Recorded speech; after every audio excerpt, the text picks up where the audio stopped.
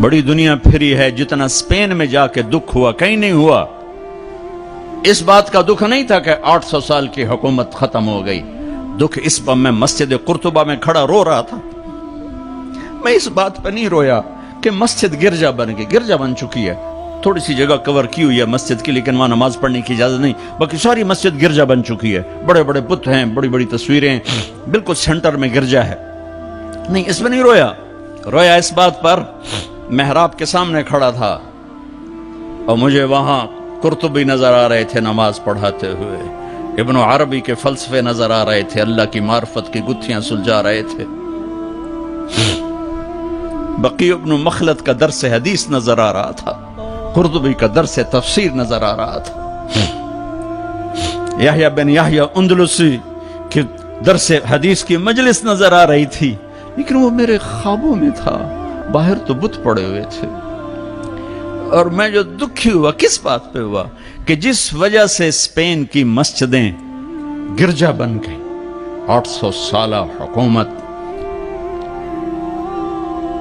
زیر و زبر ہو گئی، وہ ساری وجہ میرے دیس پاکستان میں موجود ہیں، اور کوئی نہیں سمجھ رہا، کوئی نہیں سمجھ رہا۔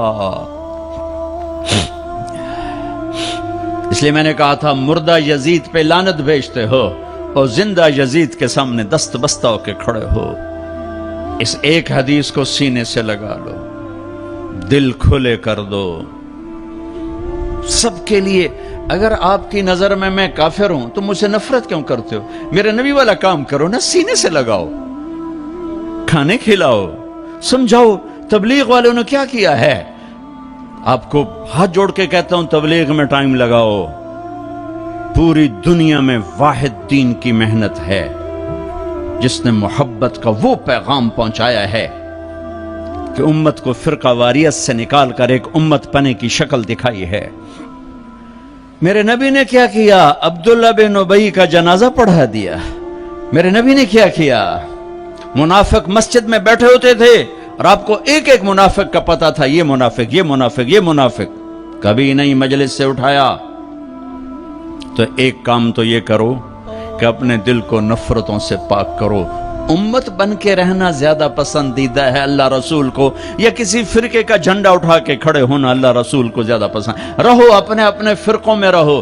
میں تمام اسلامی فرقوں کو سلام پیش کرتا ہوں، لیکن میں یہ ہاتھ جوڑتا ہوں کہ یہ جو ایک دوسرے کے دست و گریباں ہو اور ایک دوسرے پر تم نے کفر کی توپیں چلائی ہوئی ہیں، اللہ کے واسطے انہیں محبت کے بول میں تبدیل کر دو، ایک دوسرے کے گلے لگ جاؤ، ایک دوسرے کو کھلے ماتھے سلام کرو، ایک دوسرے کے پیچھے نمازیں پڑھو، ایک دوسرے کو قریب بٹھاؤ۔ اپنے نبی کی تم چھوڑو مولوی کی بات، میری تھوڑا قرآن اٹھا کے پڑھ لو، قرآن اٹھا کے پڑھ لو، خود پڑھو، اپنے رب دا قرآن پڑھو، اپنے نبی دی حدیث پڑھو، اپنے نبی دی زندگی پڑھو تو انہوں پتہ لگ جائے۔ تو آج اپنے نبی کے ایک عظیم الشان سنت پیش کر رہا ہوں کہ اس دل کو سب کی نفرت سے صاف کر دو۔